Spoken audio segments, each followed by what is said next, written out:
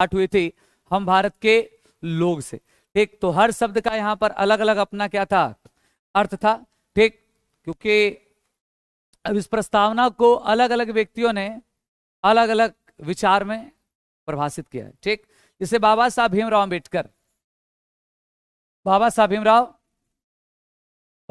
अम्बेडकर का मानना है कि जो प्रस्तावना है वो प्रस्तावना एक पवित्र दस्तावेज है।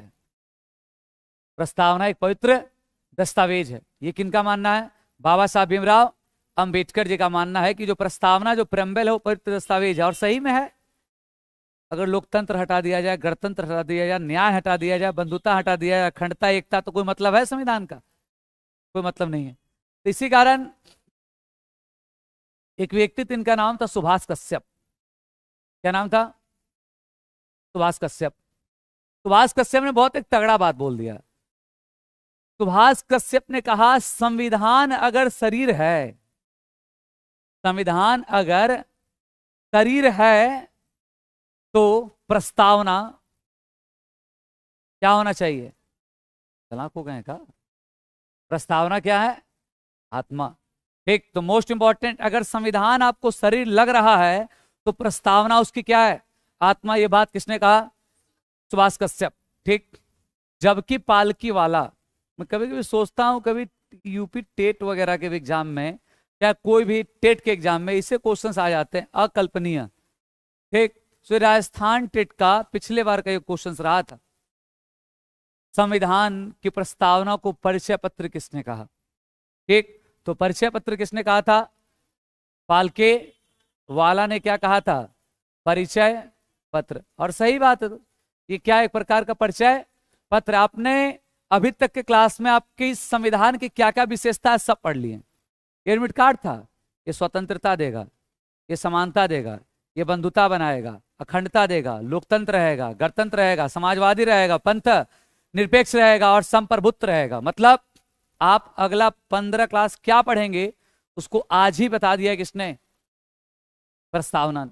इसी कारण पालकीवाला ने कहा यह क्या है? परिचय पत्र है। ठीक, ठाकुरदास भार्गव, ये क्वेश्चन बहुत बार आता है, बता सकते हैं क्या कहे थे? हाँ, ठाकुरदास भार्गव ने कहा था ये संविधान की क्या है? आत्मा। ठीक, आत्मा तो है ही है, आत्मा एवं संविधान का सम्मानित भाग है। संविधान का सम्मानित भाग। संविधान का सम्मानित भाग कौन? प्रस्तावना। संविधान की आत्मा कौन?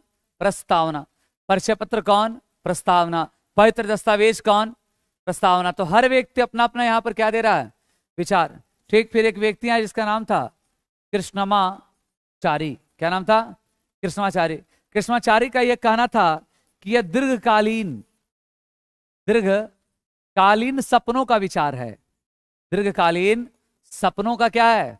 विचार। मतलब ये कोई एक दिन की कहानी नहीं है, ये कोई एक दिन की कहानी नहीं है। ये प्रस्तावना, इसको बनाने में, इसको तैयार करने में एक लॉन्ग टाइम लगा है, क्योंकि इस पर फ्रांस का, अमेरिका का, रसिया का, यूएनओ का, सबका प्रभाव देखने को मिल रहा है।